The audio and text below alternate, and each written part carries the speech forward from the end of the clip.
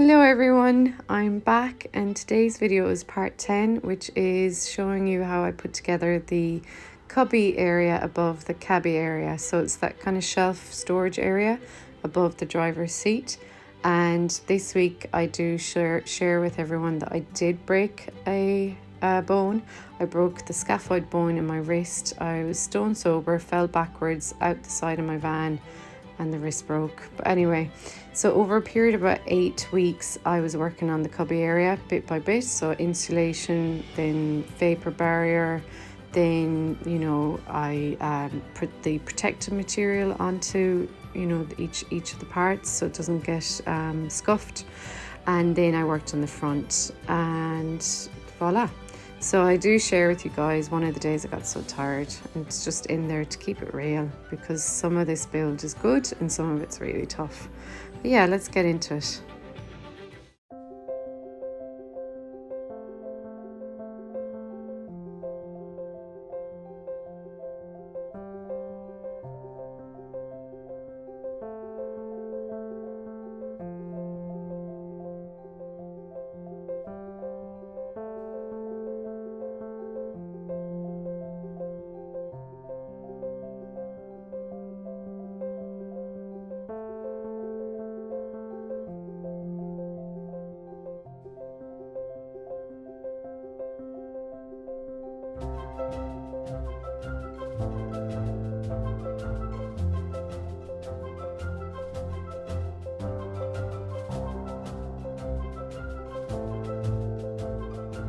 Alright, so that is the top of the van insulated. Well guys, I have been working on this insulation for above the, just going to rip that off, didn't quite come off with the saw, above the cabby, so where the driver's seat, passenger seat is. And so the bits that I don't use with the hard insulation, I'll use the other insulation for it. But this is the general shape of above the, so above where the driver's seat is. So it's straight along the edge, and then it kind of has the curve which matches the curve of the roof as it goes over the driver's area. So I just used the old electric saw, looking fairly dusty there. I'll have to get that cleaned in after I get into the van.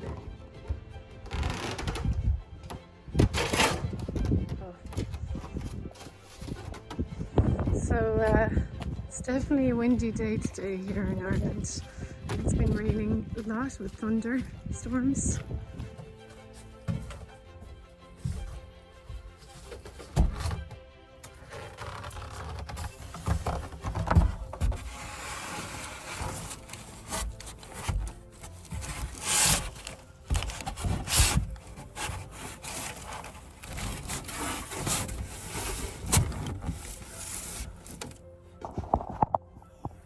Okay.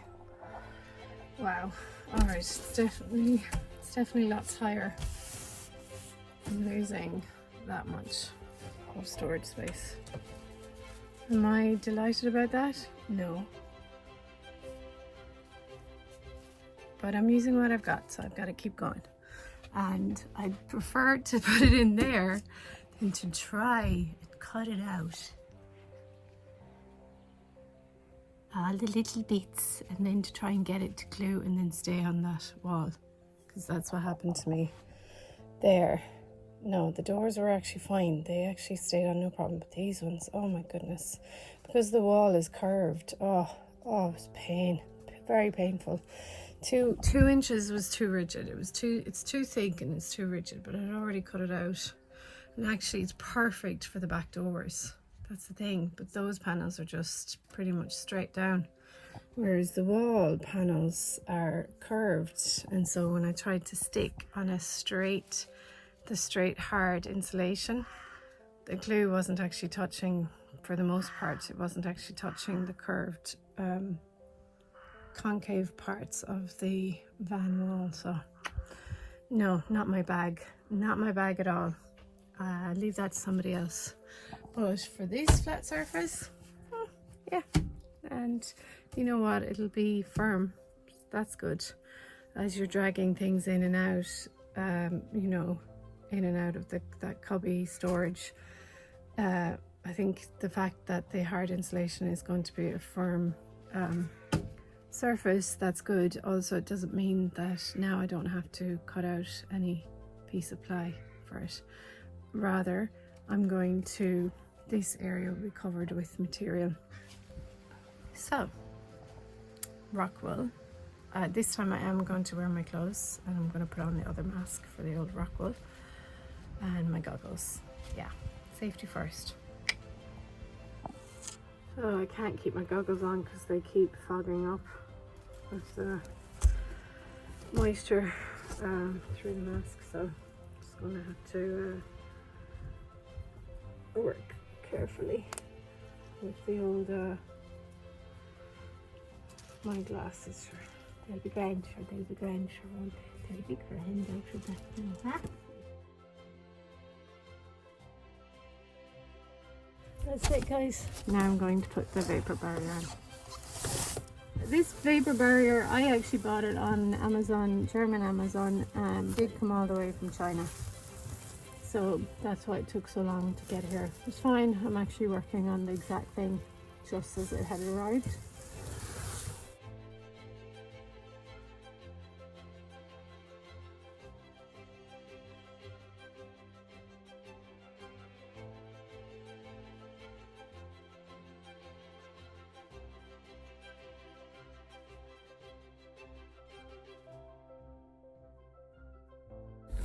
Oh man.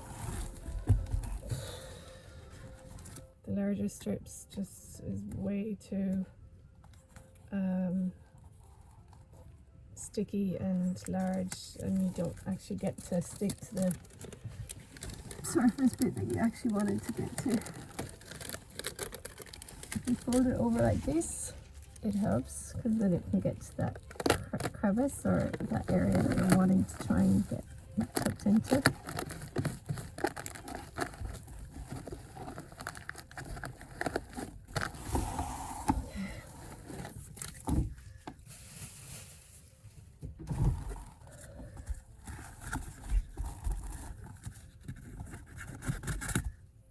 This is actually causing me a fair bit of pain in my arm because of the repetitive action. With fibromyalgia, once you do that, the brain starts to basically flood with kind of like your brain goes on fire. It tells you that you're doing something that's wrong or dangerous, and that's what fibromyalgia, you no longer produce enough dopamine, so your brain doesn't get the information to say that it's okay that you're repeating these physical strenuous activities or exercises. And so the brain, without the correct amount of dopamine, serotonin, and I want to say that neurotonin, there's another one, another chemical, your body basically, it's kind of like, it feels like you're on fire. So your brain kind of flares up with signals, and then the tissue in the muscles and tissue in my arm feels like it's burning. That's the pain that you get when you repeatedly do some physical action. After like 5 minutes or whatever, that's what you get. So if you're walking for 10 minutes, it's burning in your legs. If you are going upstairs, it's like absolute pure horrible agony that I have to work my way to get ready to do it. And I try to only leave my apartment once a day, so that I only leave my apartment once a day so that I don't have to go up the stairs more than just one time a day because of the burning pain. And my legs end up feeling like 2 blocks of lead. It's so hard to get them to actually move.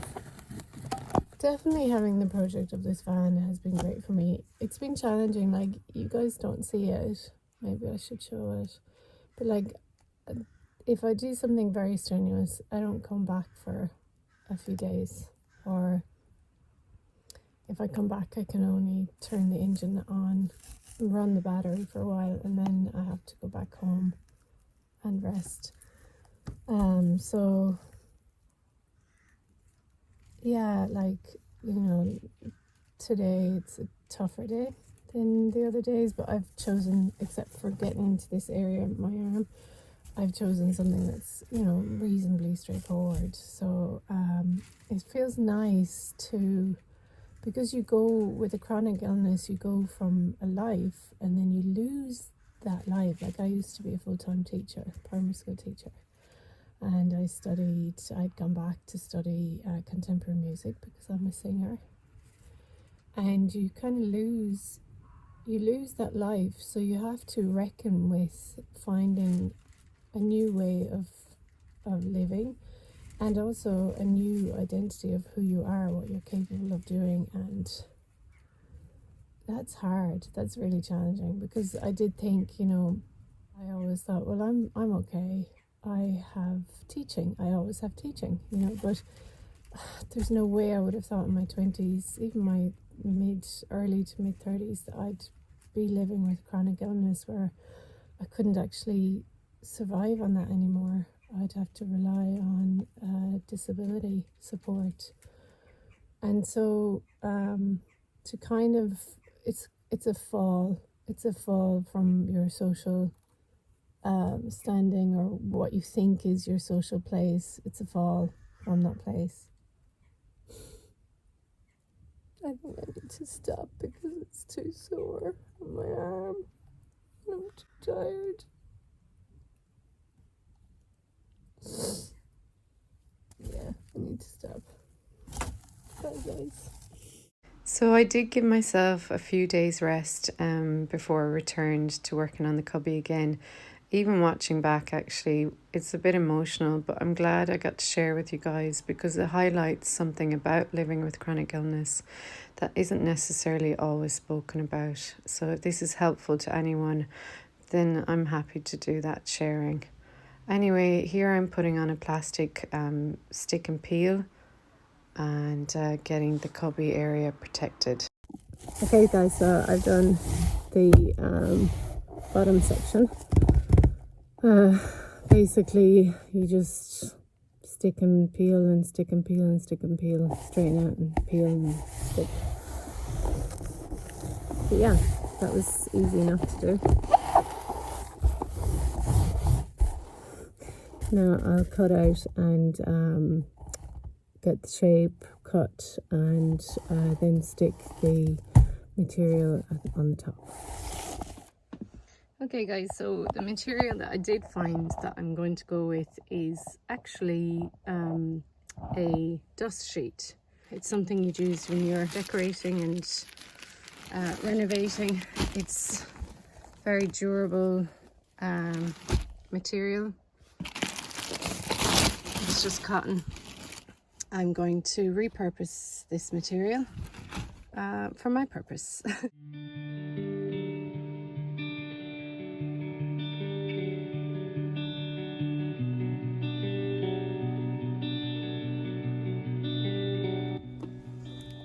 So the spray adhesive that I have, which I bought in my local hardware store and it was the only one they had, it turned out to be blue. Which means that obviously in this light coloured fabric, I've got blue specks coming through. Look, you're not going to see this when it's covered in with the actual paneling and the board, but it is, I mean, it is unfortunate. I had the other can of adhesive, spray adhesive that I had was white, so.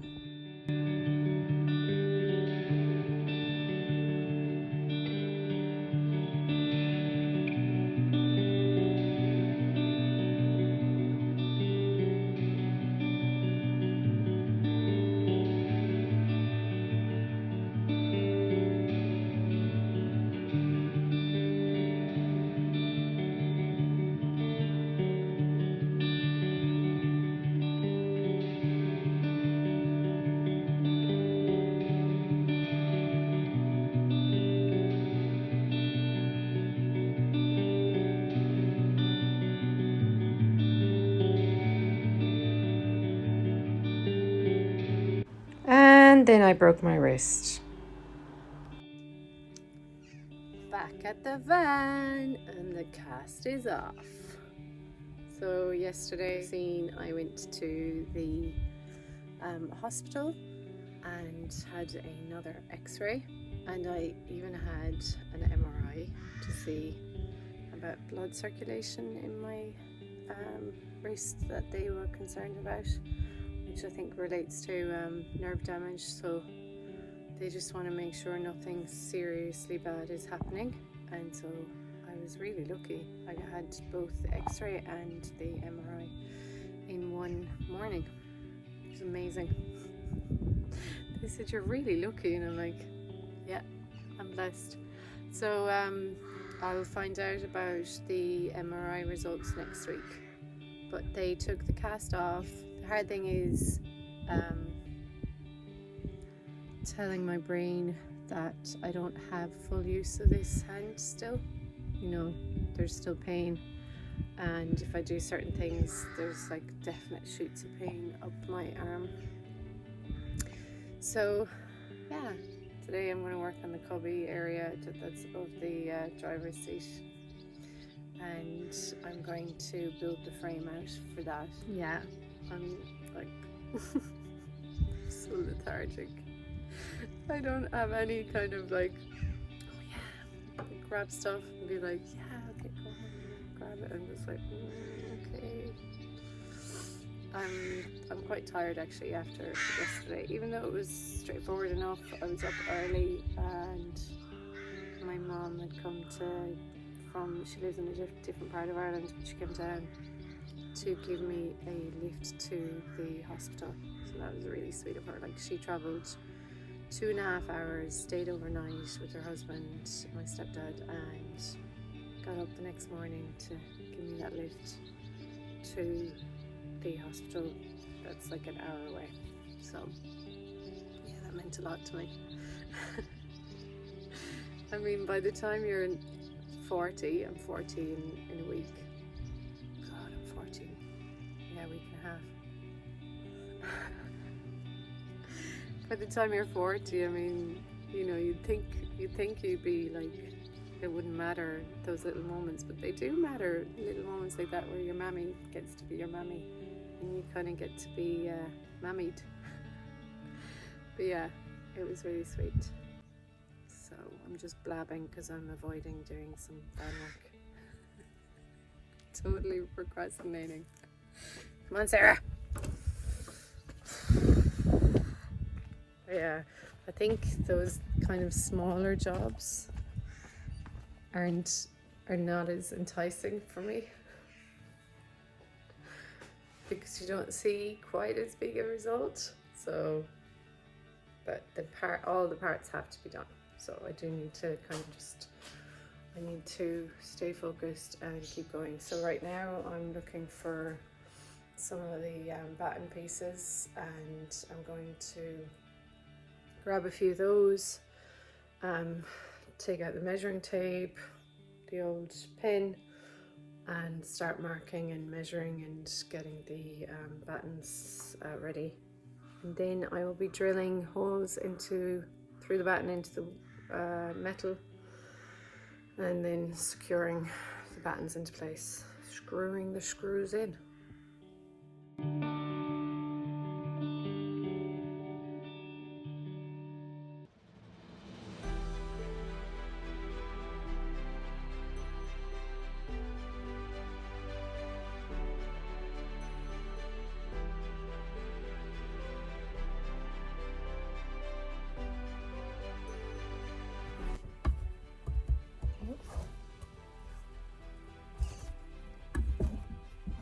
Oh, that's actually flush, so it's going to have to lie that way. But that's flush.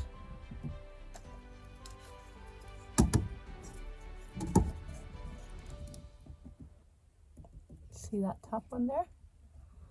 On the spirit level.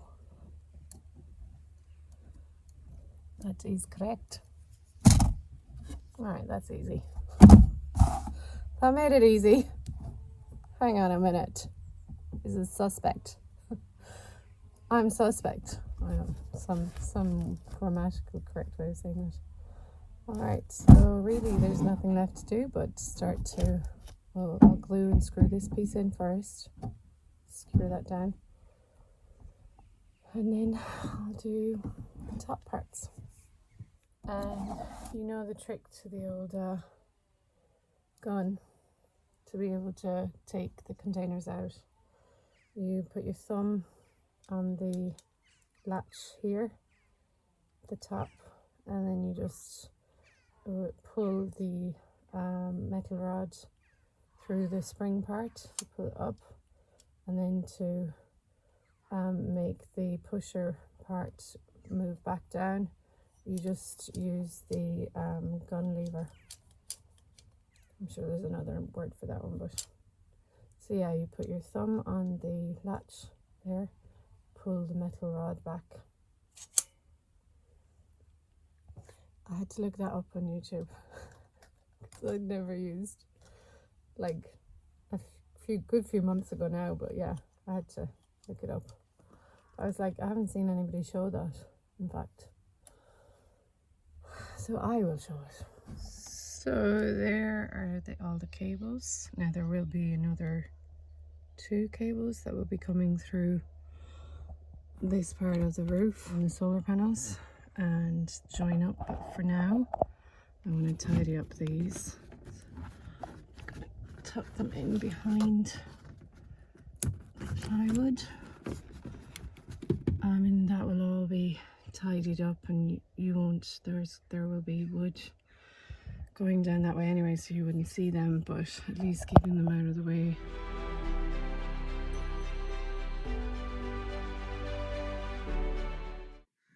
Hello, beautiful people. So yesterday I had gotten started on filming the preparation for the cubby area above the cabby area, but my phone died and, well, I just kept going.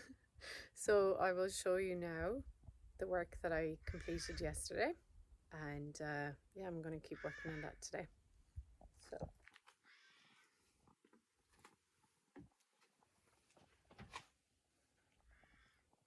I've secured and fastened all of the wood parts, and I've kind of set it up so that there's going to be battens in place for where I'm going to screw in the plywood. So today I have to basically cut out to shape the front, and then cut out the rectangle where the door will go, the hinged door. So yeah. Okay guys, so I'm going to be marking out the edging for the side of the plywood. So I've got the height, now I need to get the edging so that the width will fit in rightly. And so what I'm doing is I'm actually using this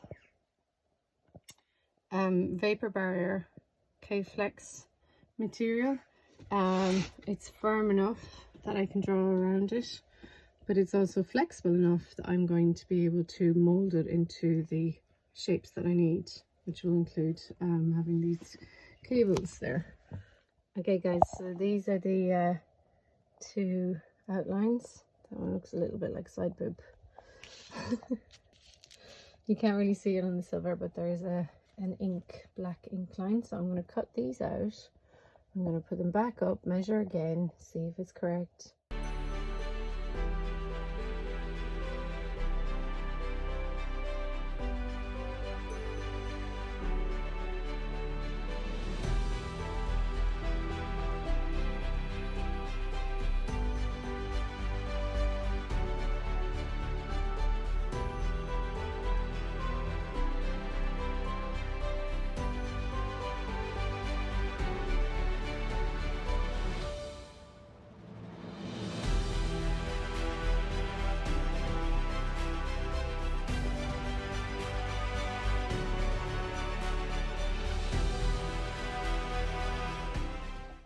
So didn't quite work as I planned.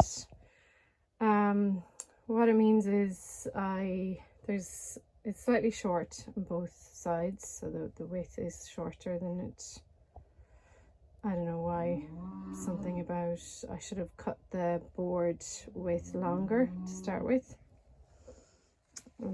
Something like that, or removed the templates in a different way. Anyway,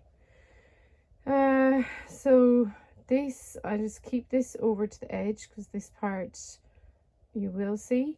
This part you're not going to see, so there's about a ½ inch gap there, but that will be completely covered because there's going to be like a little corner covering that I'm going to make all the way down to cover not just the metal and stuff like that, but also to cover all the cables that are coming through. Where the edges join, I will be putting either a rope, you glue it to the contour and it kind of tidies everything up. I've seen that in bands where it looks really nice. Or there'll be like a piece of wood. But on that side, there's a sizable gap. And yeah, but that will be completely covered. Okay guys, today I'm going to cut out I know you can see 2 lines here, 2 sets of rectangles. I'm going with the wider in height rather than wider in width rectangle. Probably doesn't make sense, but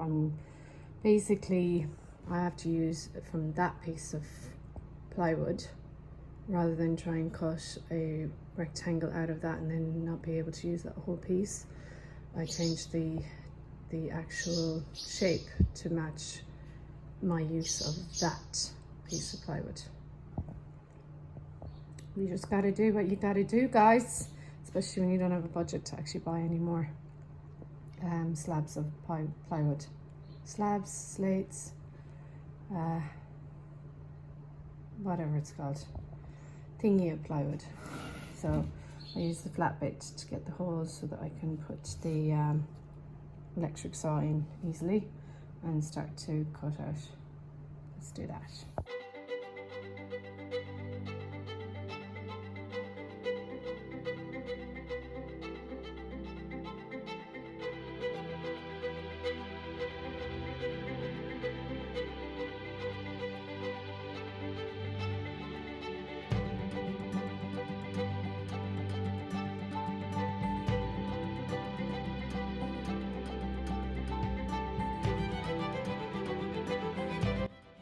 So folks, look what happened. So the other side usually is the one that's like jagged and rough, but the electric saw cut this piece. So I'm just going to put a bit of instant filler, let it dry before I paint. This is all going to be painted anyway. And just on this edge too, that top, whatever you call this, on top of the plywood. I mean, it's not all that secure anyway. But it is good to sand around because that way in the future it's all kind of in smooth edges and it won't get caught or it won't peel off further down the road. Well guys, this is the paint job that I've done on the old plywood. That's going to be the cubby front. Tiny little spider walking along. Spider, don't walk along there. It's going to make you very sick. Anyway, I have yet to cut the door from that piece of plywood, which I will do very soon. Oh my goodness. Oh no. I made it wider. I mean, I made it longer in height. But I forgot that the actual cubby hole isn't that long. I mean, high. Oh man. Oh, my brain cells ain't working the best. So really, it shouldn't go anywhere below that wooden batten there. That one. It should not be going below that. But it clearly is going way below that. So I don't have the plywood to do another like full section like this. So I'll just have to, I'll do like a makeshift kind of additional rectangle just there in the bottom section where you can see the grey metal, and I'll close it in and make it look like make it look like that. This never happened.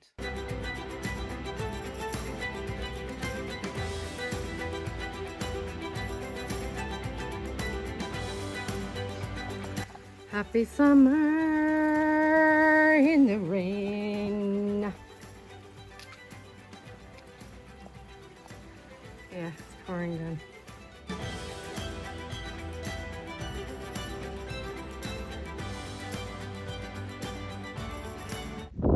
So, what I did was I took some hardboard, I cut out a small little bit for both of the under the hinges. I'll do a third screw soon.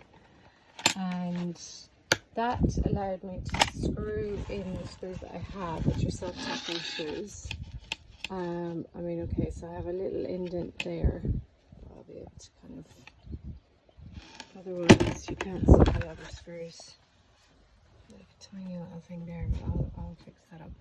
So what I'm doing now to find out where the center is, I've marked the center up there, and I'm going to mark the center on here, and then I'll line them up where that is. Then I'll screw in into the correct positions. I'll use a pen, mark the holes, and I'll screw into the correct position. Thanks, lovelies, and that's it for part 10 and building the cubby in the van. It is all complete bar the latch and the handle that I will have to put on the door. It definitely took multiple steps and it took a decent amount of time to complete it, but I'm really happy it's done now. Next week in part 11 I'm going to share with you the walls, the rest of the walls, the ceiling and the LED lights. So guys, remember to subscribe, remember to hit the old like button, and I mean, you can also share the videos if you think it's going to be helpful to anybody you know who's working on a camper van conversion or thinking about it at least. All right guys, stay happy, stay healthy, and until next week, bye for now.